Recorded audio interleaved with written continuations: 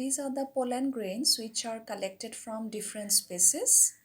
If you just touch the opened anthers of hibiscus, you will observe yellow powdery pollens that are stuck to your fingers. These are pollen grains, mature pollen grains. Sprinkle the pollen grains in a drop of water on a clean slide and observe under the microscope.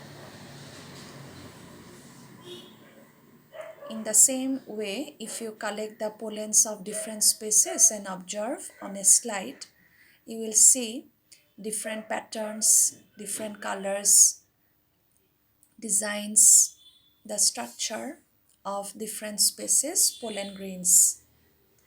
Each pollen grain is circular or spherical, about 25 to 50 micrometer in dimension. The diameter is approximately 25 to 50 micrometer, usually spherical in shape. The pollen grain has two walls. This is microspore tetrad, as you have learned. Microspores remain in a cluster of 4. When the anther becomes mature, they dissociate from each other and each microspore develops into a pollen grain. So pollen grain has two layered wall.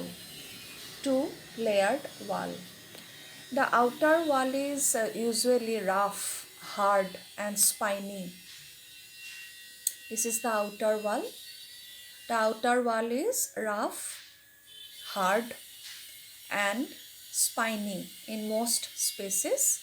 The outer wall is called exine.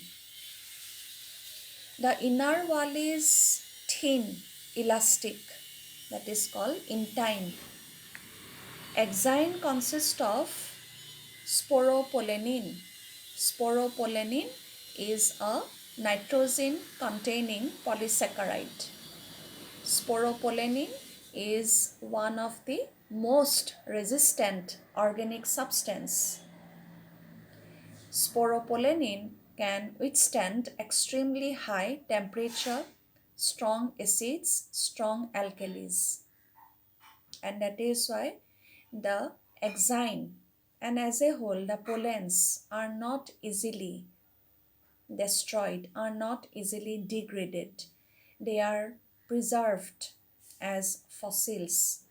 The pollens can be preserved for a long time as fossils due to the presence of sporopollenin in exine. Sporopollenin is the most resistant organic substance. It can withstand extremely high temperature, strong acid and alkalis.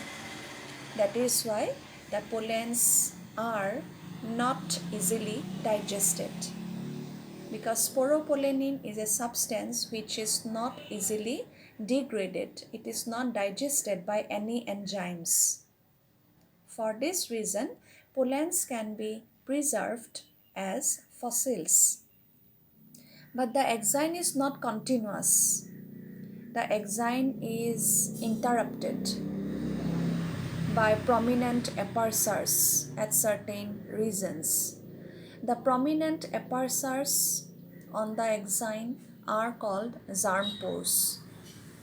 There are certain apersars, prominent holes on the exine, and these apersars are called germ pores. The germ pore is actually the region where sporopollenin is absent. So exine is not a continuous layer. It is interrupted by prominent apersars. The apersars are called germ pores. The germ pore is the region where the sporopollenin is absent. But intine, the inner layer, intine is a continuous layer, thin and flexible. It is a continuous layer which is thin and flexible.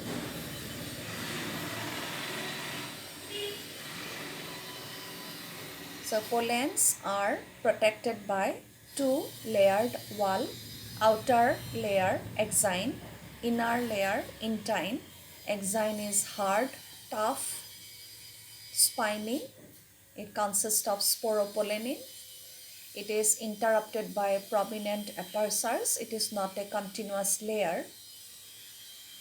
And the apertures are called germ pores. Intine is a continuous layer, thin, flexible. It consists of cellulose and pectin. Intine consists of cellulose and pectin. Now this is the process by which the microspore tetrad gradually develop into a mature pollen grain. These are the steps. This is a pollen grain or microspore. The microspores dissociate from each other. They become separate. This is a microspore which is immature. The nucleus is prominent. It divides by mitosis. As a result of mitosis, two cells are formed. Inside a mature pollen grain, there are two cells. These two cells are formed because of mitosis. Mitosis occurs. As a result, two cells are formed within the mature pollen grain. Please remember, the pollen grain is surrounded by exine, intine, and below intine there is plasma membrane which surrounds the cytoplasm. The two cells are formed which are unequal in size because mitosis is not symmetric. This is the cell which is called vegetative cell and this is called generative cell. Look at the vegetative cell. It is also known as tube cell. It is larger in size. It has a larger nucleus which is irregular in shape. The cytoplasm of the vegetative cell contains abundant reserve food. It is bigger in size. It has a large, irregularly shaped nucleus. The smaller cell is called generative cell. It is very small, spindle shaped with dense cytoplasm and a single nucleus. The generative cell is so small that it floats in the cytoplasm of the vegetative cell. This is the vegetative cell.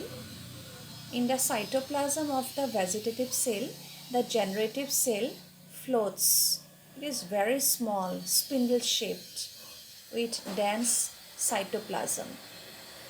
At this stage, the pollen grain is called two-celled pollen grain.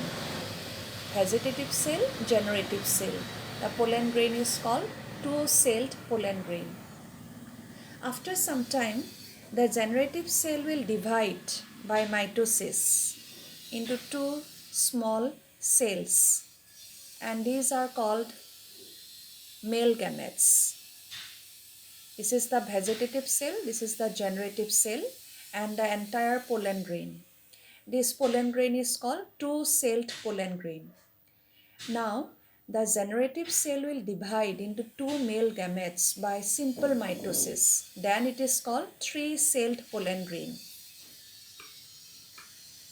This is the two-celled pollen grain, vegetative cell, generative cell. This is the three-celled pollen grain, vegetative cell and two male gametes. The male gametes are formed because of mitotic division of the generative cell. This is the three-celled pollen grain. This is the two-celled pollen grain. So in this manner, the microspores gradually develop into mature pollen grains.